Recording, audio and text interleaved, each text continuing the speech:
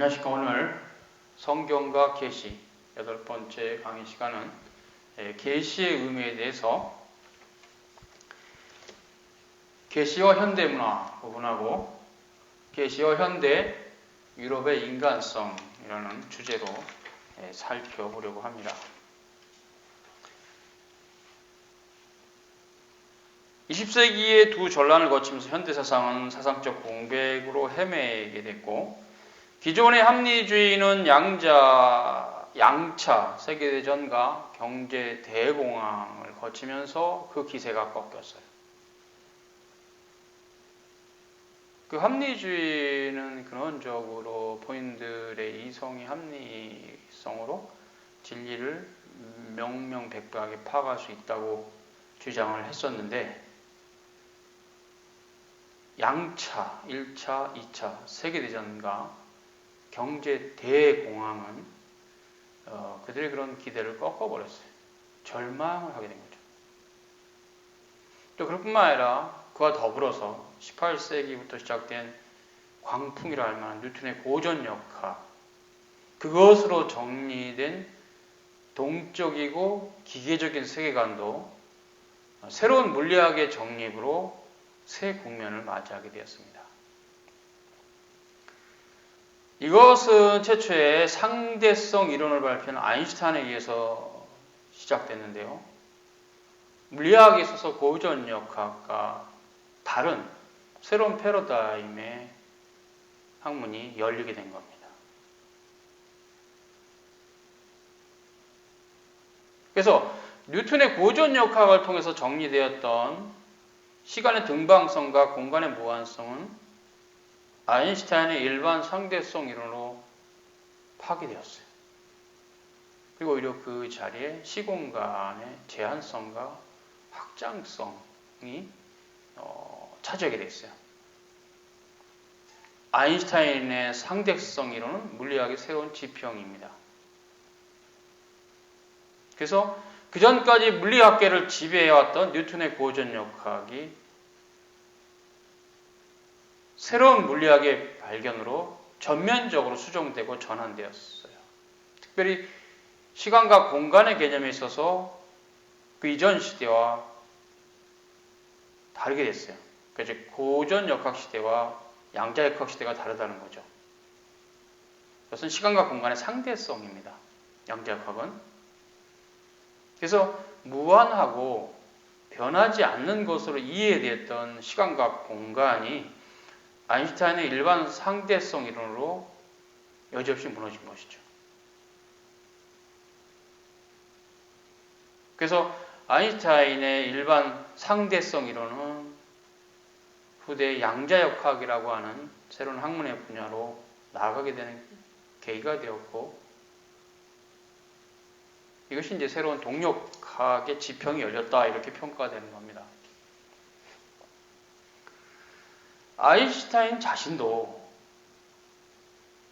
그가 학문을 하고 있었을 때는 기존의 뉴턴의 사고방식을 가지고 있었어요.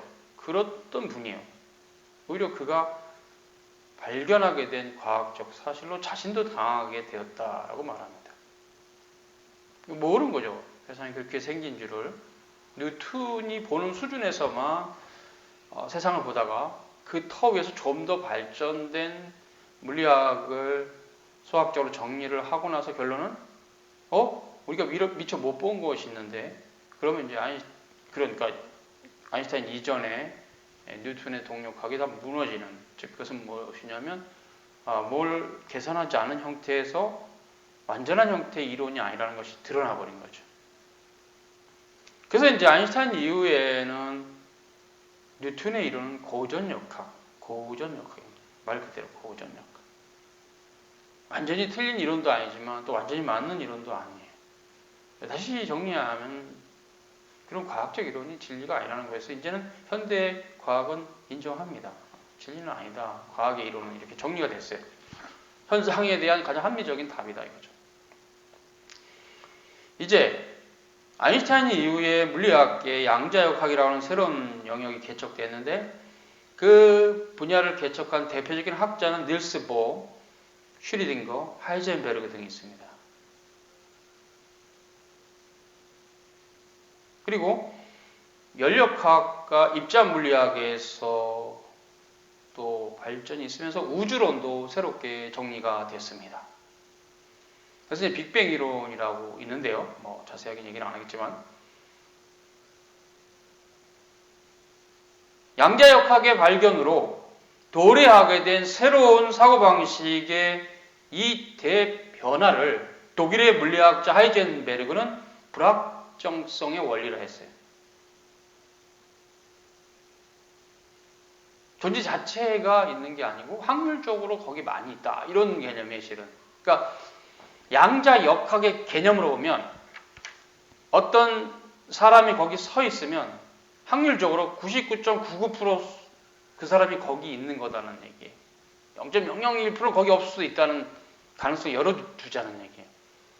보이는 현상을 절대시하지 말자는 얘기예요.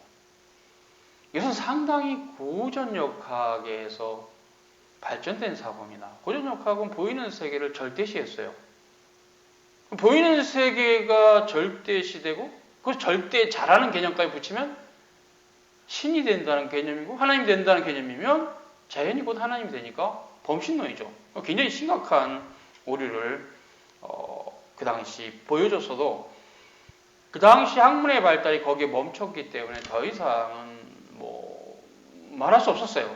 수학과 자연과의 거기까지였습니다. 그러나 이제 새로운 국면에서는 아니다. 또 자연과학을 좀 더 깊게 보니까 그렇지 않더라. 또 하이젠베르가 한 말인데 우리가 본 세상은 우리가 그렇게 보기 시작하면서 그렇게 보인 거다. 굉장히 겸손한 표현인데요. 자연이 우리보다 크기 때문에 우리는 우리가 볼 수 있는 것만 보는 것일 뿐 자연에 대해서 모든 것을 다 보는 것은 아니다. 이런 개념이 상당히 겸손한 거죠. 그래서 우리가 지금 수학으로 자연을 보면서 자연의 일부분은 봤다. 근데 그 자연의 모든 것은 아니다. 고전역학으로 본 자연은 양자역학으로 보면 다 이해가 되면서 고전역학이 왜 그렇게 생각했는지 그러면서 그 한계도 안다는 거죠. 양자역학이 더 발전된 학문이라는 건 부인할 수가 없어요. 이제 그럴 뿐만 아니라 일리아 프리고진이라고 하는 화학자죠. 연력학 제2법칙을 말한 분. 이분은 엔트로피 이론을 말했는데 한번 시간 안에 발생된 엔트로피는 다시 쓸 수 있는 자원으로 돌아갈 때 약간의 축이 난다. 그러니까 간극이 생긴다. 그래서 이것이 점점 커지면 쓸 수 없는 에너지가 많아진다는 것을 의미하고 이것이 시간의 의미다. 그래서 일리아 프리고진의 연력학 제2법칙에 따르면 시간은 계속 앞으로 가는 겁니다. 시간의 가역은 없다. 시간은 비가역적이다. 이게 이제 과학적으로 정리가 된 거죠.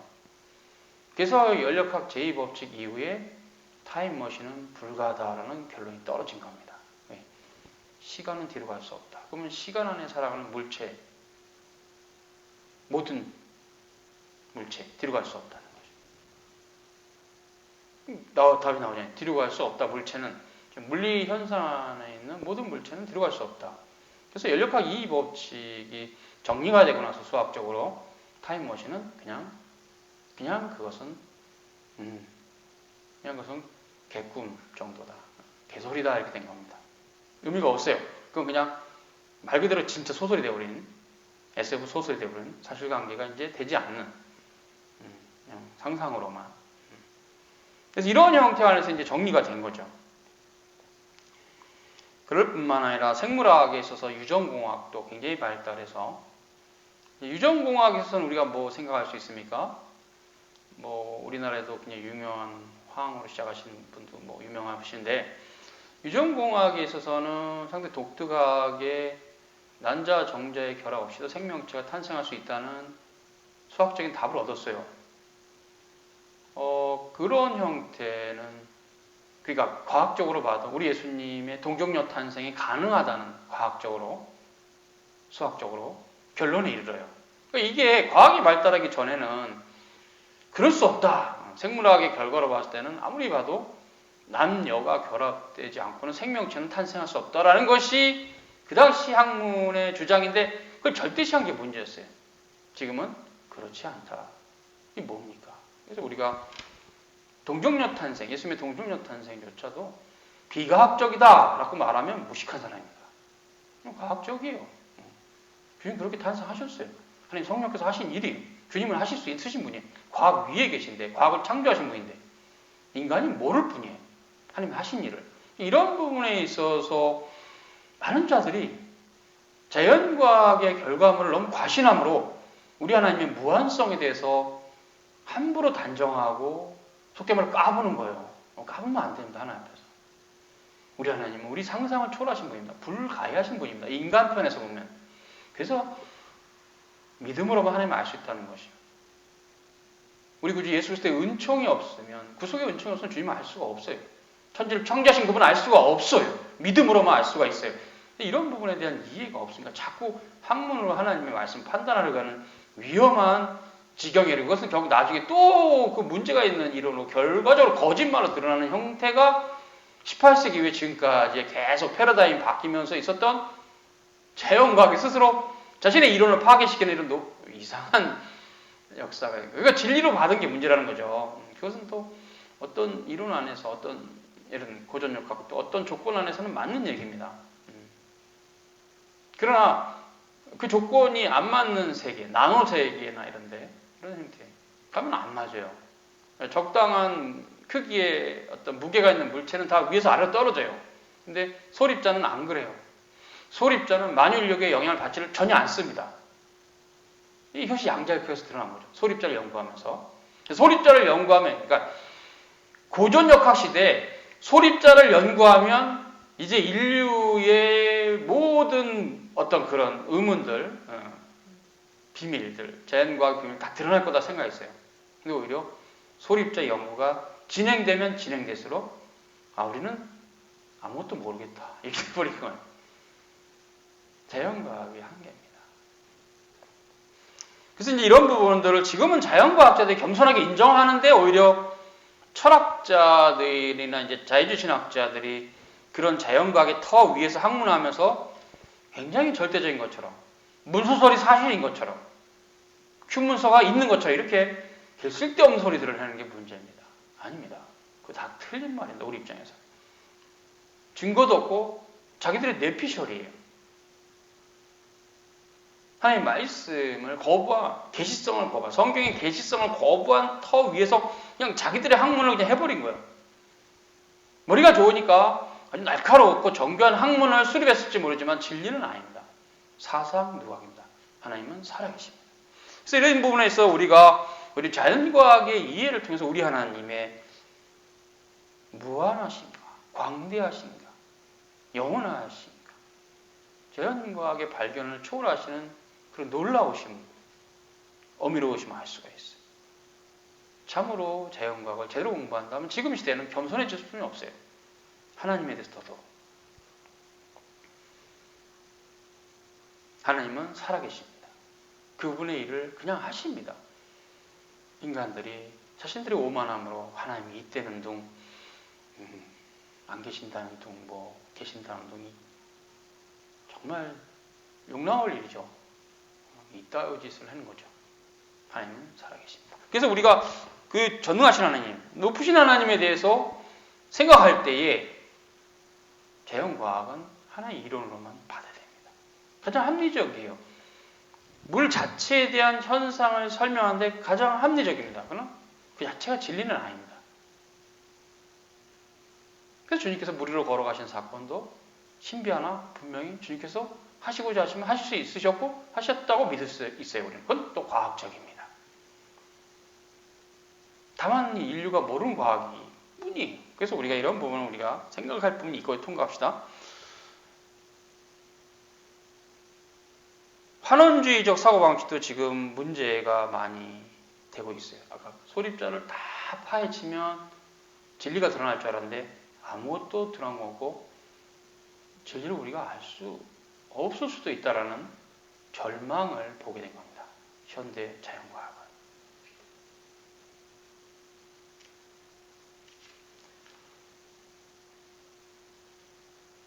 모든 물질의 소립자는 고전역학이 생각한 것처럼 정태적으로 고정되어 있는 물질이 아니라 하나의 상태이다. 하나의 현상이다. 이것이 양자역학의 이론이에요. 그래서 원자 안에 있는 원자들을 연구해보면 대부분 원자들이 존재하는 것이 아니라 하나의 현상이다. 그래서 닐스 보hr 과학자는, 물리학 과학자죠. 뭔가 보이지 않는 세상이 보이는 세상을 떠받치고 있는 것 같다. 양자역학적으로 봤을 때 이렇게 얘기했어요. 이 말은 뭐냐면 자연의 현상이 그렇다는 거예요. 자연이 어떤 존재하는 게 아니라 어떤 네트워크의 구조 안에서 이런 현상과 저런 현상으로 보여지는 거죠. 자연 자체가 신기할 수 있다는 얘기예요. 과학적으로 봤을 때. 신기하죠. 그러니까 뭐냐면 돌이 있으면 돌이 아니고 돌의 그 화학 구조가 그렇게 모양이 된 거예요. 왜 딱딱합니까? 돌의 구조가 딱딱해요. 우리가 만졌을 때 딱딱해요. 그러니까 전능하신 하나님은 그냥 지나갈 수 있어요. 돌이 딱딱해도 돌이 그냥 지나갈 수도 있어요. 그러니까 우리가 지금 본 거예요. 물렁물렁한 것도 우리가 보고 딱딱한 것도 우리가 보고 만진 거에 불과하지. 우리가 기준일 뿐이에요. 우리도 지금 한계 사항에 있는 존재인데. 그래서 자연과학은 연구하는 인간이 한계 사항에 있는 존재이기 때문에, 전적 타락한 어두운 존재이기 때문에 완전한 진리를 드러낼 수가 없는 겁니다. 주님 오시는 그날까지 그럴리라 좀 믿어요. 그러니까 이게 양자역학 관점에서는 모든 게 현상이에요. 네트워크된. 돌은 돌의 구조가 있고, 말랑말랑한 어떤 물건은 말랑말랑한 화학 구조가 있고, 그렇죠. 또 식물은 식물의 구조가 있고, 동물은 동물의 구조가 있으면서, 동물 안에도 포유류와 어류와 다 조류와 구조가 다른 거예요. 구조 네트워크라는 거죠. 그래서 이제 DNA를 통해서 DNA 차이가 좀 있다, 그래서 다르다, 이런 얘기들. 이런 부분들이 지금 연구되고 있는 상황이고, 그래서 보이는 존재 자체는 존재가 아니라 현상일 수 있다는 얘기죠. 실은 그것은 맞아요. 대부분의 인생들은 동물들은 말조차 끊을 가치가 없고, 대부분의 인생들은 100년이나 200년 전에 존재가 없었어요. 그리고 200년 후에도 존재가 없어져요. 우리가 지금 이 땅에서 영원히 이런 형태로 살지 못하는 존재라면 이게 존재라는 게 신기를 줘. 신기루라는 것도 일정한 시간 동안 우리 눈에 보이잖아요. 텔레비도 우리 눈에 1시간 동안 드라마 하면 볼 수 있잖아요. 다 신기루잖아요. 실체하고 계속 있는 게 아니에요. 존재 자체가 영원한 것은 아니죠. 우리 자신이 신기를 수 있는데, 이 땅을 살아가는 점차적으로 변해가는, 애기였을 때 20대, 이렇게 30대, 10대, 10년 간격으로 변해가는 우리 자신이 변하는 존재인데, 그런 우리에게서 완전한 진리가 나온다는 게 말이 안 되죠. 제한적으로 진리에 가까운 자연에 대한 학문이 자연과학입니다. 저도 자연과학 상당히 신뢰하고요. 자연과학이 자연 현상에 대해서 가장 합리적이다, 가장 진리에 가깝다라고 받아들입니다. 그러나 진리는 아니에요. 우리 구주 예수 그리스도께서 진리입니다. 진리 자체이십니다. 이 힘셀프, 그 자신이 트루트, 베리타스 에스트 입사, 예수스 크리스투스, 예수 그리스도 외에는 진리가 없습니다. 이 땅에 오신 진리는 예수님 한 분뿐입니다. 다른 모든 철학도 학문도 문학도 예술도 진리는 아니에요. 진리를 비춰주고자 굉장히 노력하고 고뇌해서 나온 산출물이죠. 거기까지. 그래서 우리가 이런 부분을 봤을 때 이 물질의 불확정성의 원리는 우리에게 많은 걸 생각하게 합니다.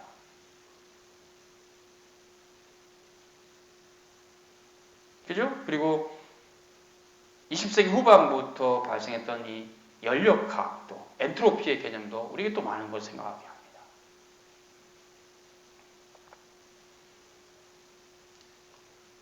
프리고지는 연력학 제2법칙에서 엔트로피가 극대화되면 무질서로의 평형이 이루어지는데 그때는 쓸 수 있는 자원이 없으므로 물질계가 종결될 것이다 이렇게 보고 있어요. 물질이 끝이 있다는 얘기죠. 그래서 많은 과학자들이 연력학 제2법칙을 통해서 연력학의 종말을 피해버리고 연력학의 제4법칙을 개진하려고 합니다. 그러니까 결국 근원적으로 봤을 때 지금 폐쇄체계 안에서 지금 하나님이 개입하셔서 재창조를 어떻게 우주를 하지 않는 한은 이게 맞다면 만물의 종말도 과학적으로도 있다라는 말이 돼요. 뉴턴의 보존역학이 또 과학에게서 틀려 먹은 거죠. 그래서 이제 현대학문은 지식의 통일성을 추구합니다. 나노세계와 파코세계, 즉 나노세계는 이제 소립자 세계고 파코세계는 넓은 세계인데 그것에 어떤 일치된 통일된 이론이 있지 않을까 그걸 지금 연구하고 있어요. 무엇보다 데카르트 이후의 사고방식은 사고하는 내가 가장 객관적이라고 봤어요. 주관주의인데 수브젝티비즘인데 근데 오히려 지금은 인간이 물 자체에 대해서 객관적이지 않다고 봤어요. 이게 이제 오히려 더 객관적이에요. 즉 뭐냐면 내가 세포를 연구할 때 광학혁명 현미경으로 보는 거, 전자현미경으로 보는 거하고 세포 자체가 영향을 받는 게 조금씩 다르기 때문에 다르게 보인다는 얘기예요. 실험 도구를 뭐를 쓰느냐에 따라서 현상이 바뀐다는 얘기예요. 그래서 다른 실험 도구 쓰면 현상 자체도 약간 뒤틀려 있다. 그러니까 광학현미경으로 봤을 때의 세상과 전자현미경으로 봤을 때 세상은 달라요. 세상 자체가 그죠. 탐구하는 물체죠. 탐구하는 물체 자체가 다가오는 방식이 다르면서 변질돼요. 물 자체로서는 볼 수가 없어요, 인간은. 그냥 그 기계를 들이댔을 때 파괴되지 않은 것만 봐요. 그 기계를 들이대는 순간 예민해서 파괴된 건 못 봐요. 그것이 인간이 갖고 있는 한계입니다.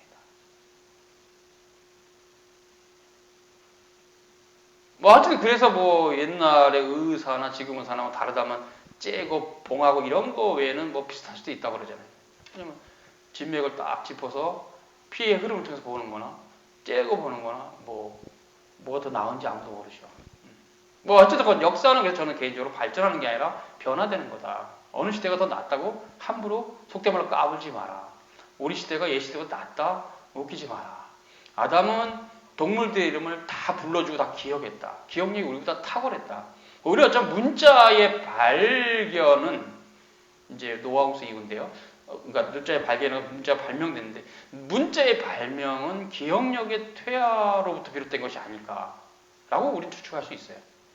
즉 기억을 다 잘하면 정확하게 또 문명이 또 그렇게 복잡하지 않으면 굳이 문자가 없어도 기억 다 하는 데다가 또 문명 자체가 복잡하지 않으니까 문자가 필요 없죠. 근데 인간의 날수는 900년 살다가 노아홍수에 의해 한 120년 밑으로 줄어들었는데 연수는 줄어들고 전해져야 될 지식은 많고 우리 기억력도 퇴화되고 문자가 발명된 것일 수 있다는 얘기죠. 근데 더 후진 시대죠. 그죠? 아담이나 노아 시대보다 그 이후 시대가 더 후진 시대일 수 있어요. 900년 산 시대랑 120년도 못 산 시대 어디가 후져요? 지금이 후지지. 지금 100년도 못 사는데. 그래서 우리는 이런 부분에 있어서 또 오만하면 안 됩니다. 옛 시대의 문명을 우습게 여기면 안 됩니다. 아무도 모릅니다. 그 시대에 어떤 높은 문명이 있었을지 하나님만 아십니다. 겸손해야 돼요. 그래서 이렇게 된 이유가 현대 문명이 오만해진 이유가 이제 뉴턴의 보존역학과 칸트의 사상과 후대의 찰스 다윈의 진화론, 그다음에 헤겔의 또 철학과 이렇게 연결되면서 옛시대로 진부한 걸 돌리는 그런 이상한 사고를 하게 되면서 오만해졌어요. 옛날 거는 후진 걸로. 이렇게 보면 기독교인들에게는 더 문제는 뭐냐면 예수님이 원신입니까? 우리 예수님이 원신이세요? 고조선시대 사람이십니까? 그게 잘못된 생각이요. 자꾸 이렇게 옛날 사람들을 무식하다 보는 이 오만함 어디서 왔는지 모르겠어요. 저는 아닙니다. 다른 거다. 디퍼런트하다. 그때 비행기가 없었죠. 예수님 시대에. 있은 거죠. 하나님 다 그렇게 섭리하신 거에 불과해요. 우리 예수님 모르셨겠어요. 비행기가 앞으로 있을 줄 모르셨겠어요. 다 아시죠. 전능하신 하나님이신데. 사람이 인자가 되신 하나님이신데. 그러니까 이게 우리 하나님의, 즉 우리 예수님의 무한하심에 대해서 굉장히 인간들이 무지해요. 그게 오만해요. 예수님 우습게 보는 거죠. 우리 예수님은 굉장히 크신 분이십니다. 우리 상상을 초월하는 하나님의 아들, 독생자이시죠. 성삼위일체 하나님이시죠. 그러니까 우리가 이 땅에 오신 예수님을 하나님으로 믿고 인자가 되신 따르면 답이 나오는데 계속 예수님을 뭐 독일의 자유주신학자들은 그건 하나님이 아니야 뭐 이런 식으로 헛소리들 하니까 성경이 다 파괴되는 거죠. 성경은 예수님에 대해서 기록되어 있는데 예수님이 하나님 되심을 너무나 명백하게 증거하고 있는데 그거 믿기 싫으니까 독일의 자유주신학자들 계속 헛소리들 하는 거예요. 정신병자들처럼. 믿으면 안 됩니다. 따라가도 안 됩니다. 우리 하나님의 말씀을 따라가야 됩니다. 예수님은 살아계십니다. 부활하셨습니다. 아멘. 그래서 우리가 이런 부분에 있어서 좀 고민들을 하고 나아가야 돼요. 신자들. 자연과학이 20세기에 계속 이제 추구하는 게 전체는 홀리즘입니다. 아까 얘기했던 학문의 통일성이죠. 유기적인 통일성과 관계성을 연구하고 있어요.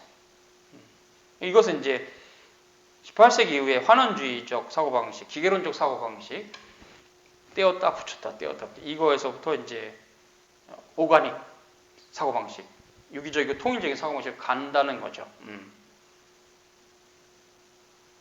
그렇게 됐어요. 그렇게 됐어요. 고전 역학 시대와 양자 역학 시대의 사고방식이 바뀌었습니다. 그래서 현대 의술에 있어서도 뭐 이렇게 막 기계적으로 떼서 뭐 판을 붙이고 이런 거는 이제 기계론이고요. 조금 이제 우리 동양의 의학에 굉장히 막 마음을 가지고 있는 현대 의학자들이 있거든요. 그것은 이제 이 양자역학의 영향을 받은 거예요. 그 의학자들. 사고 방식에 있어서. 그래서 어쨌든 간에 뭐 다 차이가 있지만 화학도 생화학 분야를 통해서 유기화학과 무기화학으로 분류하게 되었고 무기물과 달리 유기체의 독특한 존재 방식과 그 시스템에 대해서 계속 연구하기 시작해요. 또 어윈 슈리딩거는 그분의 어떤 책에서 물리학으로 생명현상을 얘기하려고 해요. 뭐 어떤 엔트로피론이나 이런 거 가지고 생명현상을. 결국 이제 데카르트적인 사고방식이 지금 점점점 한계를 알아가고 있어요. 데카르트처럼 내가 보이는 게 전부가 아니다. 그거를 알아가고 있어요. 내가 보지 못한 부분이 있다. 근데 그것이 그 끝이 어디일지 우린 모르겠다. 이렇게 된 거예요. 자연과학이 굉장히 겸손해진 겁니다. 그래서 새롭게 발전된 20세기 이후의 자연과학은 기독교 신학과 대화를 준비하고 있어요. 그래서 기독교 신학과 대화를 해야 되죠. 이제 두 번째, 계시와 유럽의 인간성입니다. 현대 유럽의 인간성이죠. 현대 유럽의 인간성. 계시와 현대 유럽의 인간성. 하나님의 말씀에 대한 현대 유럽의 인간성은 기본적으로 폐쇄체계입니다. 자, 폐쇄체계라는 게 뭐냐면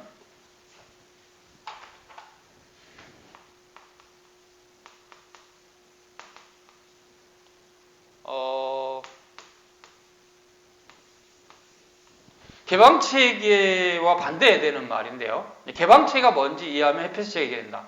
개방체계라는 것은 보이지 않는 세계를 인정하는 사고방식이에요. 그래서 중세나 근세까지도 개방체계에 있어요. 형이상학을 인정합니다.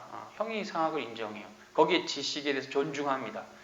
지나온 그 조상들의 이야기에 대해서 사실성을 믿는 사고방식이 개방체계입니다. 물론 이제 헤아려야 되지만 학문적으로 연구해야 되지만 그거 없어 이런 게 아니에요.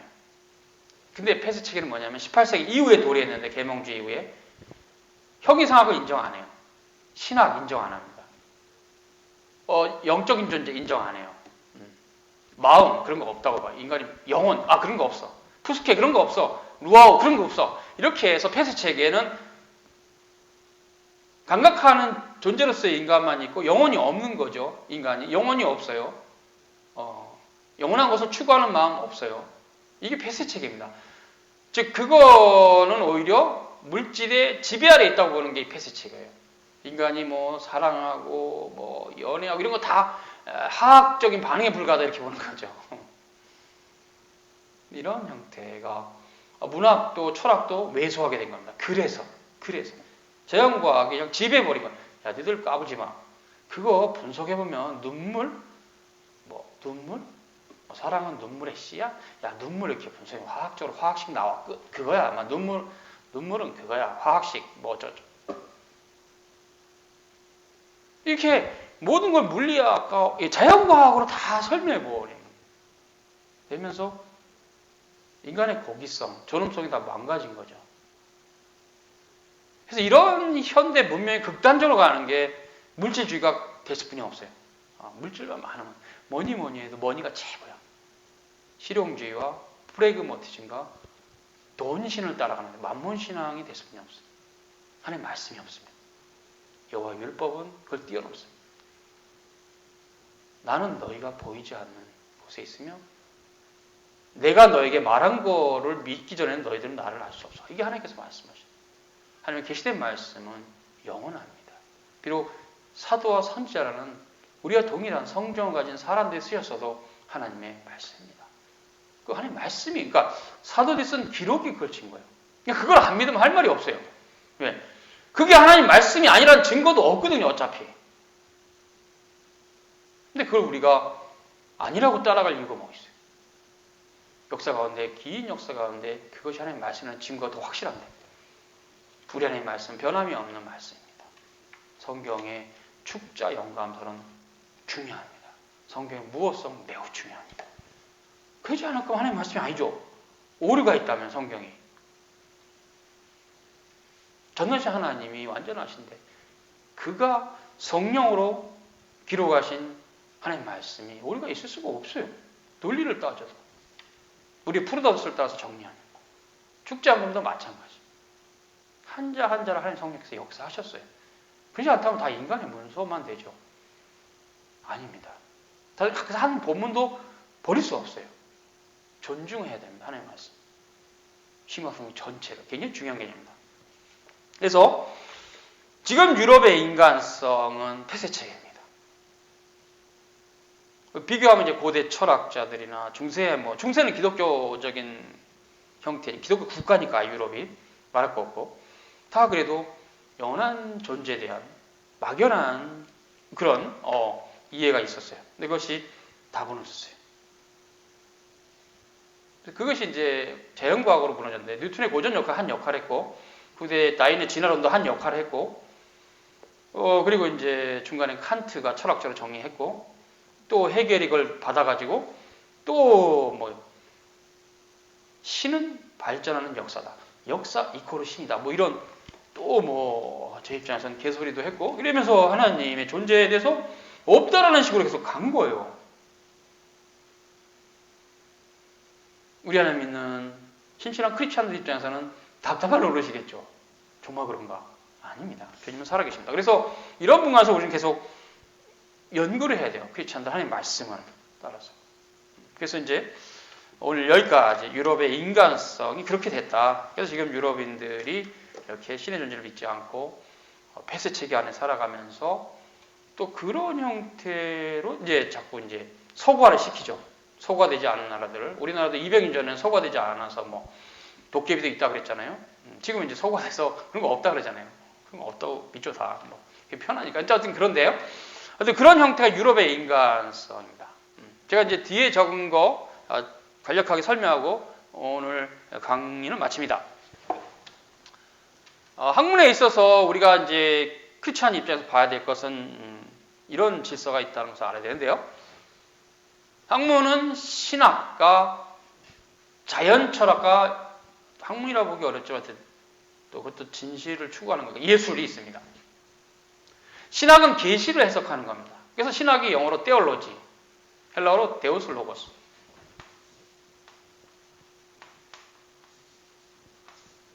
데오스가 하나님이고 로스가 말씀, 하나님의 말씀입니다. 신학은 하나님 말씀 해석하는 것에 불과해요. 그걸 벗어나면 신학이 아니에요. 그래서 반신학이라고 브라시 셰프 목사님 비판했죠. 맞습니다. 올바른 비판이죠. 계시 해석 외에는 다른 신학은 거짓 신학입니다. falsa theology. falsa theology. 그래서 신학은 정통 신학밖에 없는 겁니다. 해방 신학이니 민중 신학이니 뭐 여성 신학이니 뭐 사신 신학이니 그 정말 헛소리, 헛소리는 절대 따라가면 안 됩니다. 굉장히 위험한 거짓 교리들밖에 없는 굉장히 위험해요. 슐라의 마이머 감정의 신학 이런 거 다 그렇고 윤리 신학 다 마찬가지입니다. 다 거짓됩니다. 통과. 그리고 이제 자연 철학인데 자연 철학의 수학적 원리라는 글을 썼던 뉴턴의 그 저서를 통해서 알 수 있지만 인문과학과 자연과학으로 나눠요. 자연 철학은. 인문과학은 뭐 흔히들 아는 철학과 인문학 쪽 분야, 뭐 사회학이나 그런 거죠. 법학, 다 인문과학입니다. 문학도 마찬가지고. 자연과학은 물리학, 생물학, 뭐 의학, 화학 뭐 이런 게 자연과학이죠. 그래서 자연 철학으로 나눕니다. 이제 세 번째 큰 부분이 예술인데 그것은 아까 얘기한 대로 문학은 또 예술성이 있어요. 그래서 문학도 집어넣고 음악과 미술이 예술이 할 수 있죠. 바빙크는 최고의 선이라는 그 하나님의 큰 일의 첫 장에서 이런 것들은 이런 자연 철학이나 예술 이런 거 특히 예술에 대해서 얘기할 때 그런 것들은 멀리 가나안을 보여주나 가나안의 입성을 못 시킨다. 참 놀라운 진술이에요. 믿음으로만 하는 나라 갑니다. 믿음이 없으면 하는 나라 못 갑니다. 예수 그리스도를 믿음으로만 하는 나라 갑니다. 예수 그리스도밖에는 소망이 없습니다. 그래서 이제 우리가 오늘은 여기까지 하고요. 다음 주서부터 일반 계시, 다음 시간서부터 일반 계시를 봅니다. 수고하셨습니다.